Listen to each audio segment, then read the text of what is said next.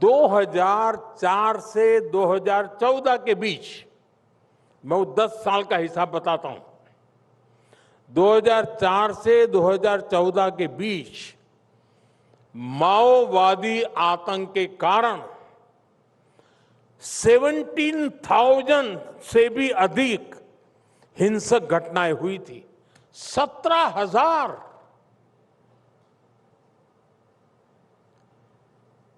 और करीब करीब 7,000 से ज्यादा जानें गई थी। साथियों, आज आपके लिए वन लाइन न्यूज होगा या टीवी पे आधे घंटे डिबेट होगी कि माओवादी आतंकवाद खत्म हो गया। चीजें ऐसे नहीं होती हैं, उसके लिए खपना पड़ता है।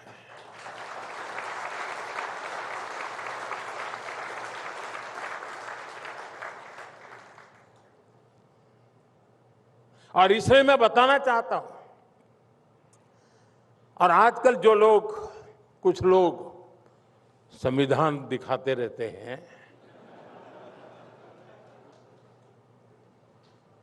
लेकिन जब ये लोग सरकार में थे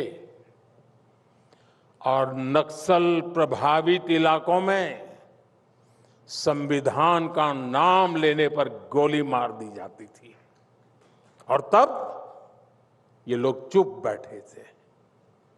तब उनके हाथों में संविधान नहीं दिखता था, कांप रहे थे उनके हाथ। उस दर्दनाक स्थिति से कांग्रेस को कोई खास फर्क नहीं पड़ता था।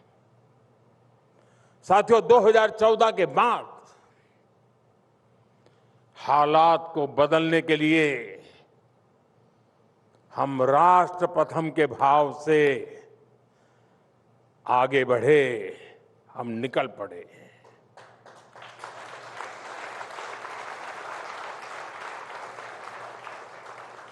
बोलते नहीं थे, बताते भी नहीं थे, करते जरूर थे। हमने संकल्प लिया कि नक्सलवाद, माओवाद को जड़ से उखाड़ फेंकेंगे, और आज पूरा देश नतीजा देख रहा है। आज देश में माओवादी आतंक अपनी अंतिम सांसें गिन रहा है। और साथियों, कई बार अंतिम परिणाम इतना बड़ा और व्यापक होता है कि उसके पीछे की मेहनत पर ध्यान नहीं जाता। रिपब्लिक टीवी के दर्शकों को मैं खास तौर पर इसके बारे में बताना चाहता हूं। साथियों, जिन नक्सल प्रभावित इलाकों में दिन में जान से भी यानी सामान्य मानवी डरा रहता था, उसको लगता था कहीं अपहरण हो जाएगा, तो कभी वसूली का डर रहता था, कभी साथ में जो कुछ भी है वो लूट लेने का डर रहता था। और जहां पर विकास की बात बोल तक नहीं सकते थे, आप लेकर के जा नहीं सकते थे, सब नामुमकिन था।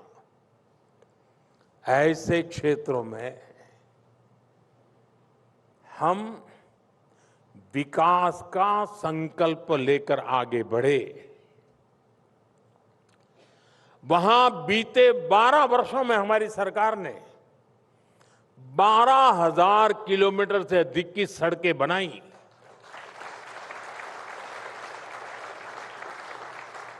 और कई बार तो हमने देखा कि सड़क बनाने के जो हमारा साजो सामान होता उसको जला दिया जाता था,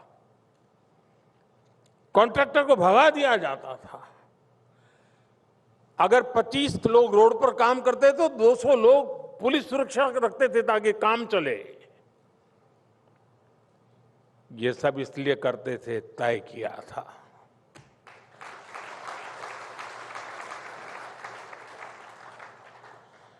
साथियों, 9,500 से अधिक मोबाइल टावर बनाए, एक टावर नहीं लगने, और लगा हुआ टायर तोड़ देते थे, क्योंकि उनको हमेशा वहां आक्रोश पैदा करना था। करीब 45,000 गांवों में मोबाइल कनेक्टिविटी पहुंचाई। नक्सल प्रभावित जिलों में 1800 अधिक बैंक ब्रांच खोली गई। करीब 75,000 बैंकिंग कॉरेस्पोंडेंट और 6,000 से अधिक नए पोस्ट ऑफिस बनाए। सिर्फ बम बंदूक और गोली के सहारे काम नहीं किया है साथियों, हमने दिलों को जीतने के लिए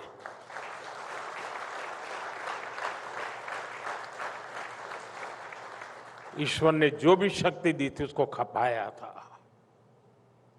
साथियों, हम बुलंद इरादों के साथ नक्सल प्रभावित इलाकों में जन सामान्य की आशा आकांक्षाओं को पूर्ण करने के लिए जा रहे थे। आप हैरान हो जाएंगे, एक मशहूर नक्सली, करोड़ों रुपए का इनाम थे उसकी मां के पास हम पहली बार राशन कार्ड लेके गए। बेटा अपनी मां को राशन कार्ड लेने नहीं देता था, आतंकवाद अपना चलाने के लिए। इतनी घटनाएं हैं, मैं हैरान था, और सरकार चुप बैठी थी। उनको संविधान उस समय दिखता नहीं था, लेकिन सारे प्रयासों का परिणाम यह आया कि जन सामान्य में एक विश्वास का नया दौर आया।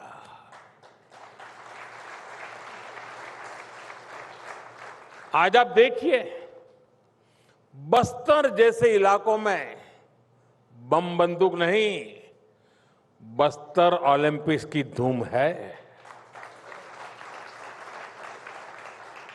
और अब तक इस ओलंपिक के 2 एडिशन हो चुके हैं।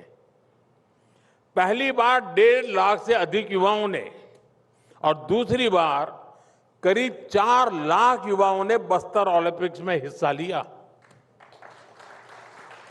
यानी जहां कभी टेरर था, वहां टैलेंट को अवसर मिल रहा है, वहां स्पोर्ट्स फल फूल रहा है।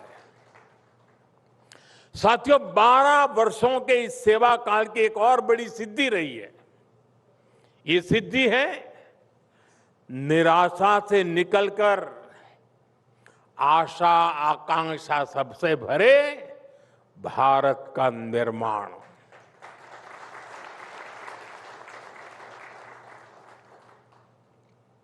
साथियों, नक्सल कहीं और होगा,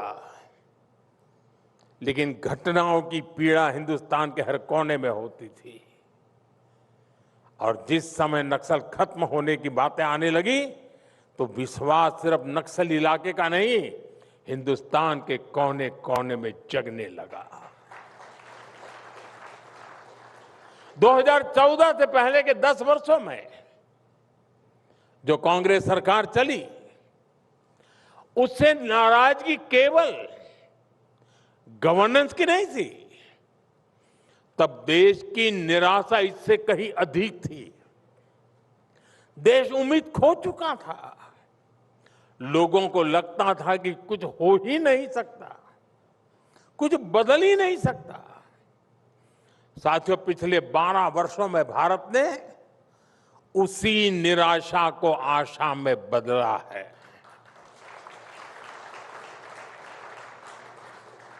और मुझे इस बात का सबसे ज्यादा संतोष है। आज हर किसी को ये लगता है कि थोड़ी और मेहनत करेंगे तो ये हो सकता है।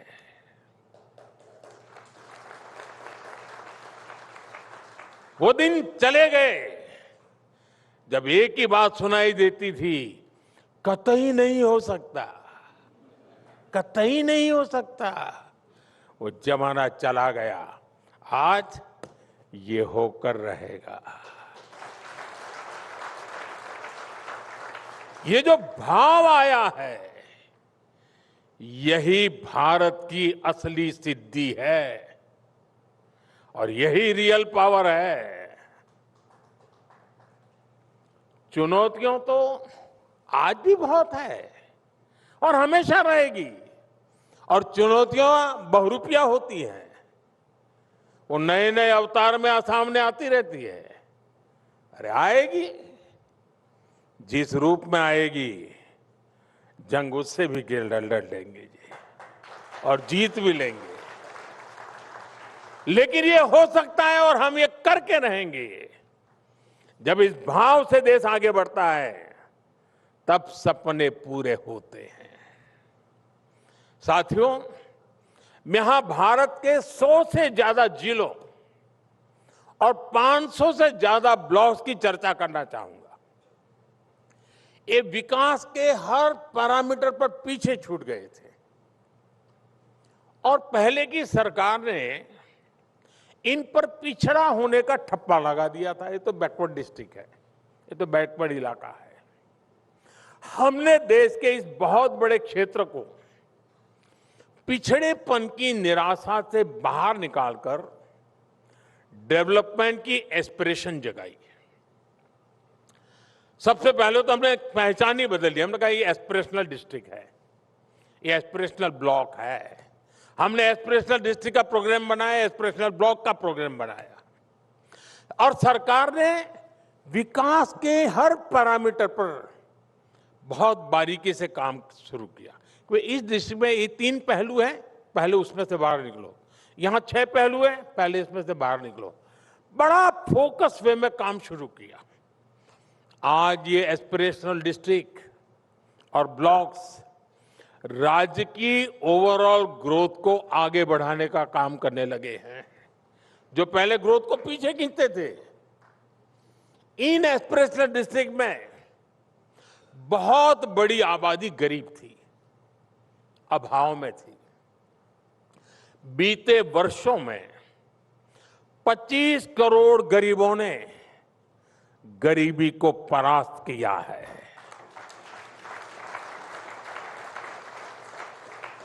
तो इसमें इन एस्पिरेशनल डिस्ट्रिक्ट की एक बहुत बड़ी भूमिका है।